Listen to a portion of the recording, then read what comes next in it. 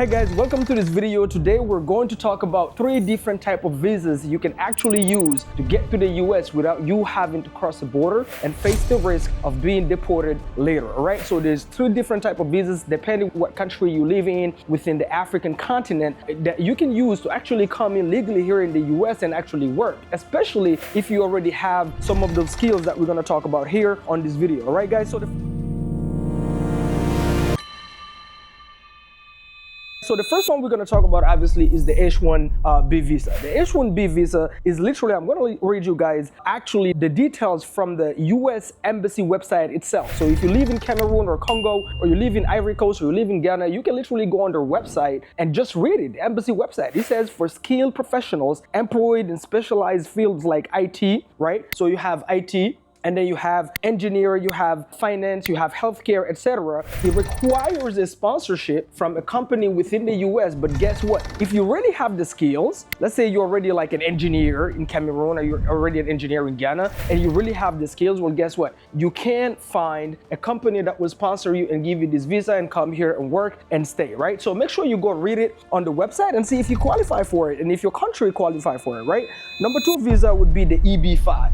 Now the EB-5, guys, is literally for the kind of people that are already doing well in their country. They already invest in their country, whatever that may be. They already own businesses, maybe retail stores, whatever the case may be. They're making money in their country and they're trying to do what we call in business, we call it risk diversification. This is what I called it. Boom, boom, boom. I don't even have to finish this, but we're just gonna finish it. Risk diversification, what do I mean by that? Well, this visa right here is basically for people that either one, use real estate to invest in the US, or you buy a business. What is the idea, right? In a nutshell. Again, see if you qualify for it, but this is more for people that have cash, right? The idea here is you invest in the US a certain amount, either in real estate, or you invest and buy an existing business in the US and you give jobs to people. That's the idea. I actually have a friend who has done this, right? So you buy an existing business and you employ local people. Here in the US, we have what we call the baby boomer issue, right? The baby boomer issue, guys, is basically because most people in the US start making kids. You have a bunch of people that are now old, looking to retire,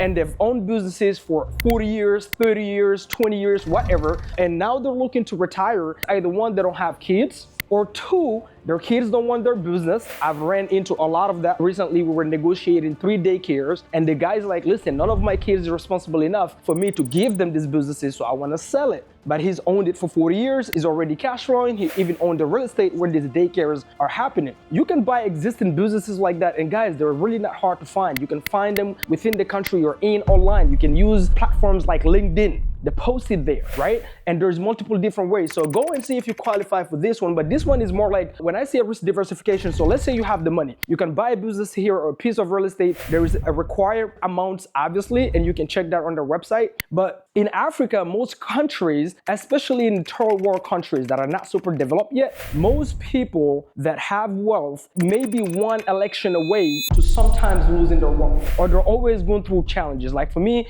I'm from West Africa, right? I come from Guinea, Ivory Coast. There's multiple different countries that I come from, but Guinea is really where my parents is from, even though I was raised also in Ivory Coast. But I know some people personally in Guinea that have a lot of money that always end up being kidnapped for whatever reason. People try to extort them for money, their houses being raided, or if an election change, guess what? There is somebody from the government that is coming and seizing their real estate and all those things, right? So what you want to do is, when I say risk diversification, is instead of just having all your wealth sitting somewhere in a country where you're one election away from losing everything, you can take some of that cash, invest it in a country like the US by buying real estate or an existing business. Then through that, they'll give you the green card. Now you can start investing in this country. So even though you own assets in Guinea or Cameroon or whatever, guess what? You also own assets here. So if you lose anything there, you always have something sitting here. Does that make sense, guys? So that's why I call it a risk diversification. So that's the EB-5. Check that one out also and see if you qualify for that one. Another one is the E2. The E2 visa is super interesting. So the E2, I actually have a Belgian friend of mine that just did it. He just moved to Florida and he used this visa to buy an existing business in Florida. So what he used to do in Belgium is he was in construction. So he was taking homes, apartments, renovating them, putting them back on the market or renting them. That's his business model. So he decided to buy a business using the E2 visa to buy an existing construction business here in the US and find somebody, like I told you guys, just somebody who's retiring, a baby boomer, and then buy a construction business from them that already have the employees and just meet the requirements. Guys, you don't even have to figure this out. You can hire an attorney. That's exactly what he did. He actually gave me that attorney's information. If you are somewhere, anywhere, maybe like in Belgium. So the only difference with this one, guys, is that this is for entrepreneurs from countries that have treaty of commerce with the US. So you're gonna have to go online. Literally a simple Google search will tell you exactly if your country is within it or not. I've seen there Belgium, I've seen multiple countries from Europe, Cameroon, Congo. So go see which country, if you're in Africa, which country is from Africa qualifies for this visa. That's number one. Number two, if you're in Europe, do the same thing. A simple Google search will tell you exactly, will give you the whole list of the countries. And you don't have to figure this out. You can literally, especially if you have a little bit of cash. I mean, if you're trying to do this anyway, you're gonna have some cash.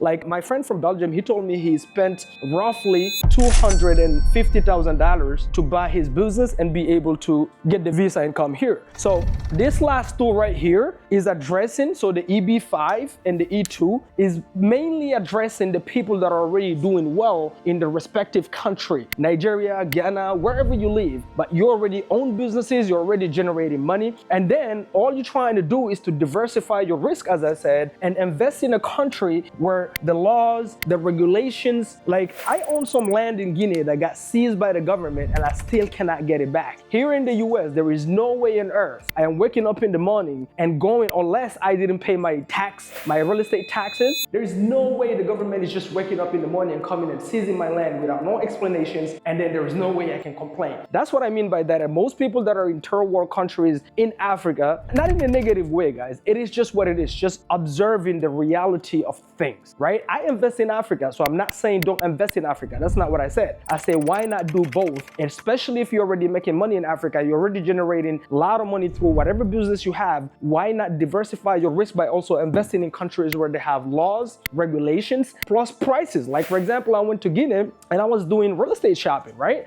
So we're looking at land because my dad owned a lot of real estate in Africa. We're looking at land, we're looking at homes that are already built to buy. Guess what I found the hard way? There is no price regulations. People are just guessing. It is way cheaper for me to buy a piece of land in Washington, D.C. next to the White House, cheaper than to buy in Guinea Conakry, where there is no stable electricity, there is no clean water. People are still starving food in 2025, which shouldn't be, but it is. I'm just observing the reality of it. It doesn't mean I don't love my country. It just means that's the reality. And you're selling me, you know, pieces of land or pieces of real estate way higher than I would buy in Washington, D.C. And some of those places that I've been taken to see this land, guys, you cannot even take your car and drive on the lot. You have to leave your car miles away, then walk. Why? Because the road is shitty. There's no way you're driving unless you have like a big trucks, like those trucks you see on the ads, on TV ads that are like driving through the mountains. All right, guys? So again,